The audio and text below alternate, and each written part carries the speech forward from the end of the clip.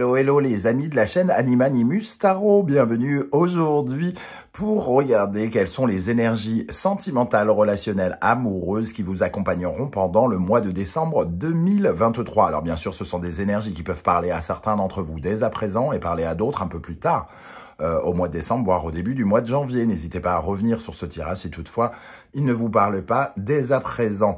Je vous conseille comme d'habitude de regarder la vidéo de votre signe ascendant et de votre signe lunaire et vénusien si vous les connaissez afin d'avoir de plus amples détails et pourquoi pas recevoir un autre message qui peut-être vous parlera davantage. Dans la barre d'infos, vous retrouverez comme d'habitude mon adresse email si vous désirez des renseignements pour les tirages personnalisés. Vous trouverez également différents liens qui vous mèneront vers les guidances que j'ai effectuées pour votre signe récemment, comme par exemple quels sont les messages que vos guides cherchent à vous transmettre en décembre, quelle est la bonne surprise qui vous attend en décembre et une guidance générale avec un petit peu toutes les thématiques en même temps. Voilà, allez, on se retrouve dans quelques instants. N'oubliez pas de liker, de partager et de vous abonner à la chaîne. Je vous en remercie, à tout de suite. Hello, hello les amis béliers, ascendant bélier, signe lunaire et vénusien en bélier. Bienvenue pour cette guidance sentimentale, relationnelle, amoureuse du mois de décembre 2023. J'espère que vous allez bien. Heureux de vous retrouver. Bien sûr, ce sont des énergies qui peuvent parler à certains d'entre vous dès à présent et parler à d'autres un peu plus tard au mois de décembre, voire au début du mois de janvier. Je vous rappelle également que ça peut être intéressant de regarder la vidéo de votre signe ascendant et de vos signes vénusiens et lunaires si vous les connaissez. On y va avec l'énergie principale ici du tarot de Marseille. N'oubliez pas de liker, de partager et de vous abonner à la chaîne. Nous avons pour commencer l'impératrice et nous avons le pendu. Pendu, vous serez tous pendus. Ici, ça nous parle des liens qu'on essaye de mettre en place. Ici, on essaye de faire d'agrandir quelque chose, de faire évoluer des liens, et on est obligé de se rendre compte que il est difficile peut-être d'agrandir les liens parce qu'on est peut-être occupé à autre chose, j'ai l'impression. Ce pendu, il nous dit de porter un regard autre sur les choses, sur notre façon de voir les choses. L'impératrice, elle a envie de profiter des choses, elle a envie de profiter de la vie, elle a envie d'être séductrice, mais la séduction, elle est peut-être entre guillemets un peu en berne en ce moment, où on ne peut pas nourrir véritablement le lien, les liens que l'on crée. Alors on travaille justement sur peut-être que certains d'entre vous, notamment les célibataires, travaillent particulièrement sur leur rapport à la séduction, sur leur façon de se nourrir d'amour, parce que l'impératrice, c'est celle qui se nourrit, c'est celle qui éduque ses projets. Il y a des difficultés à faire avancer les projets amoureux ici.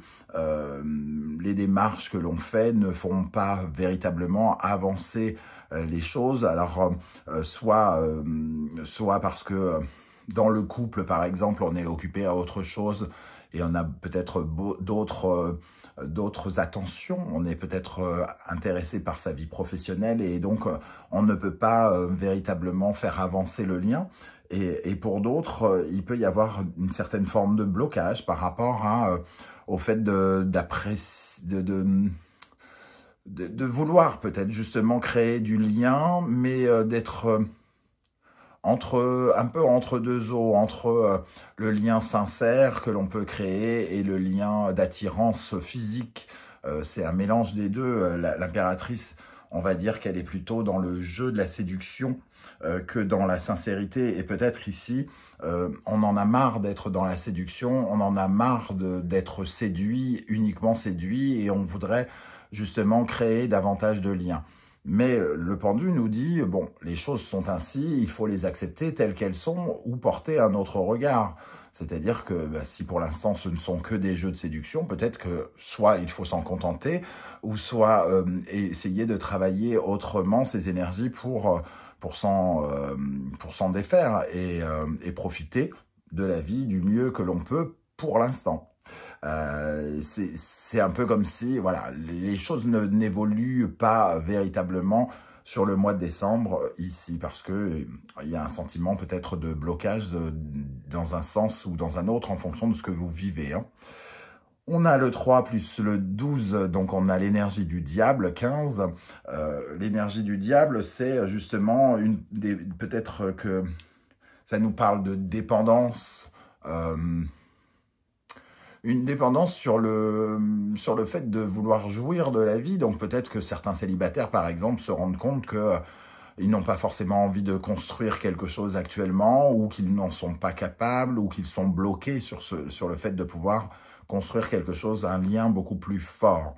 Pour les célibataires, pour les personnes mariées, on parlera plutôt de cet engouement, de cette obsession peut-être pour d'autres choses qui font que on n'est pas... on ne nourrit pas véritablement le lien d'amour en ce moment. Il n'y a rien de négatif à ça, hein, ça arrive de temps en temps, et peut-être qu'il faut juste accepter que nous avons d'autres choses à faire, par exemple. Voilà, il y a ici la force juste en dessous qui nous parle d'efforts, d'efforts pour recréer du lien sincère, pour porter son attention sur la solidité de quelque chose, pour nourrir finalement son mariage si on est marié, ou pour nourrir son envie de construire quelque chose pour les célibataires. Ok, alors avec l'oracle du soleil levant, nous avons l'énergie des grues. Les grues qui sont une des espèces animales à vivre ensemble dans la fidélité, la pérennité. C'est un signe de longévité, déjà, hein, l'amour qui dure toujours, j'ai envie de dire. Donc ça nous parle bien de connexion ici, hein. On voit d'ailleurs au centre, j'essaye de ne pas avoir la brillance, on voit une alliance ici qui unit deux personnes. Donc une connexion très forte avec sur laquelle on travaille, ou sur laquelle malheureusement j'ai l'impression qu'on ne peut pas véritablement œuvrer. Donc, soit les choses reposent sur de la solidité, justement, et dans ce cas-là, on nous dit pas d'inquiétude, c'est solide, et c'est un moment à passer où, effectivement, on n'est peut-être pas très proche, où on n'est peut-être pas... où on ne montre pas véritablement ses sentiments, parce qu'on n'y peut pas, parce qu'il peut y avoir une certaine forme de distance, ou quelque chose comme ça. Et pour d'autres, c'est vraiment le besoin de travailler sur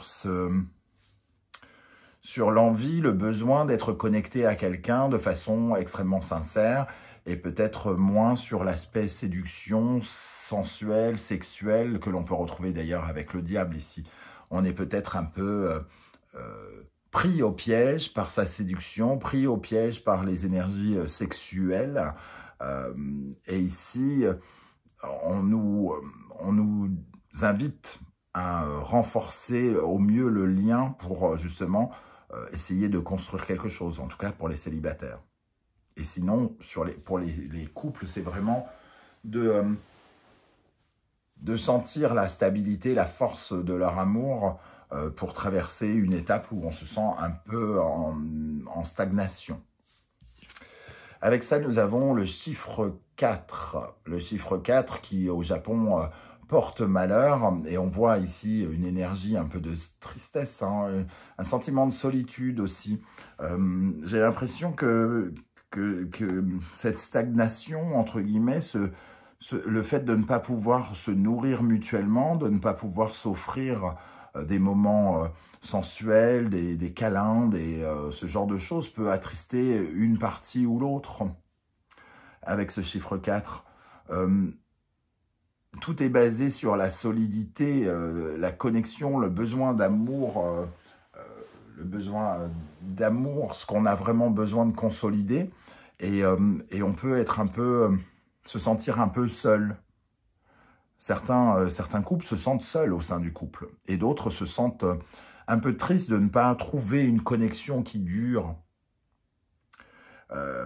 Voilà, une connexion qui dure, une stabilité, de ne pas trouver l'être aimé, mais d'être toujours finalement dans une certaine forme de batifolage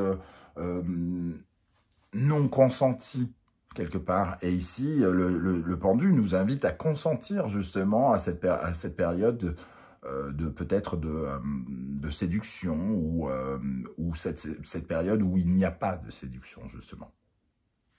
Ça dépend de là où vous vous placez. Si vous trouvez que votre couple est plutôt pas tout à fait dans la séduction parce que trop occupé à d'autres choses de la vie, ça va vous parler de renforcer les liens. Et si au contraire vous sentez que vous n'avez que ça, que la sensualité, que la sexualité, que le charme en ce moment, de vous en accommoder dans un premier temps. On va regarder justement les énergies qui accompagnent les personnes célibataires, les béliers célibataires, hiérophante. Le hiérophante, c'est un peu une énergie de sincérité et de loyauté ici. C'est le fait aussi de corriger quelque chose, de porter une certaine forme d'expertise, d'être un bon ami avec soi, de ne pas être trop dur, de respecter les règles du jeu, du célibat, c'est-à-dire de savoir aussi attendre le moment propice pour pouvoir se caser.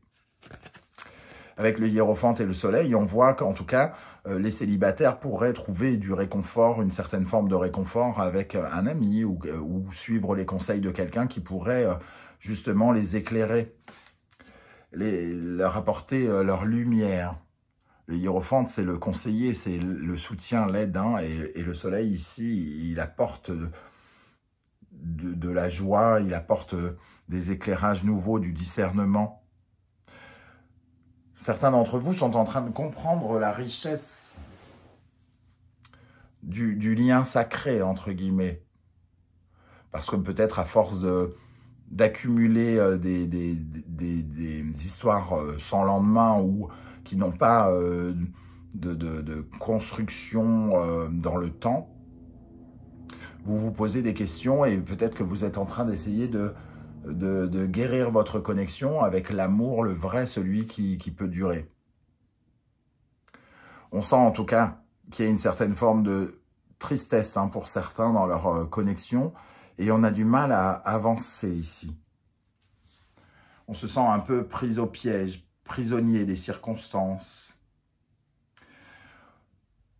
Ça manque un peu de jouissance de vie, hein, entre guillemets, puisque l'impératrice jouit de la vie et ici le pendu l'empêche vraiment de profiter de la vie. Et il peut y avoir une certaine forme de tristesse, voire de détresse pour certains. On peut regarder la force du lien avec un regard triste, soit parce que on est sur le point de casser ce lien, ou soit parce qu'on se pose des questions, soit parce qu'on aimerait retrouver ce lien, cette longévité, cette fidélité que l'on a connue à une période et qui s'est peut-être éloignée ou qu'on sent nous échapper. Justement, dans les couples, qu'est-ce qu'on a comme énergie ici? Nous avons le 4 de bâton et le 10 de coupe. Ce sont deux énergies de joie, bizarrement. Le 4 de coupe, le 4 de bâton, il veut être clair avec ses objectifs. Il veut faire avancer ses projets. Pour viser le 10 de coupe, on veut être plus heureux. On veut se sentir heureux dans le cadre de la famille et dans le foyer, dans le couple. Donc on se pose des questions sur ce bonheur. Ici, ce sont des belles cartes où on essaye vraiment d'être connecté avec une certaine forme de festivité, de joie, de bonheur familial ou d'être bien. On essaye d'être heureux et il y a quand même quelque chose qui nous empêche d'être totalement heureux. Un manque de connexion actuellement, peut-être, hein, pour certains. Alors, on va regarder ici, du moins en tout cas pour le mois de décembre. On va regarder ce qui vous aide dans votre vie sentimentale, relationnelle, amoureuse, les amis béliers. Ici, nous avons le cancer, la lune, le gémeaux et Mercure. Ici, ce qui vous aide, c'est de discuter au sein du foyer, au sein du couple, de discuter, de vous apporter un soutien mutuel ou d'être dans une certaine forme de bienveillance. Ici, on a le soutien dont on parle, le hiérophante. On peut avoir une conversation avec quelqu'un de proche qui nous apporte son soutien et qui nous apporte des clés, du réconfort. On voit en tout cas que vous avez besoin de réconfort. que l'on est peut-être obligé de demander ou réclamer pour certains, un peu de connexion avec l'autre pour les couples. Un besoin de se rapprocher pendant une période peut-être tendue aussi. Qu'est-ce qui, au contraire, ne vous aide pas, les amis béliers, dans ce lien amoureux? Ce qui ne vous aide pas, c'est les liens qui sont toxiques. Ici, on a Balance, Vénus, Scorpion et Pluton. Il y a des menottes ici. Hein. Donc, il y a une certaine forme de guérison à apporter à certains liens. Notamment dans toutes les relations qui sont un peu brinque-ballantes. Là où on ne s'épanouit plus. Là où on se sent bloqué. On nous invite à ne pas répondre dans, par exemple, l'infidélité ici. Là où on pourrait avoir envie, parce qu'il y a cette absence d'épanouissement actuel au sein du couple, quelque chose qui n'avance pas, et on se retrouve un peu pieds et mains liés, j'ai envie de dire, avec une sensation de perte, de manque. Et certains s'accrochent à un lien qui nécessite de disparaître pour renaître autrement. Il peut y avoir de l'obstination ici dans cette carte, hein, finalement, de se bercer d'illusions, parce qu'ici il y a ce sentiment aussi que qu'on n'est pas épanoui avec ce chiffre 4 ici. Hein. On peut céder. On peut céder en prenant ce lien en considération et en regardant ce lien avec à la fois beaucoup de bienveillance et avec beaucoup de lucidité. Parce qu'au fond, ce qu'on cherche, c'est de célébrer la joie, le bonheur, d'être avec l'autre.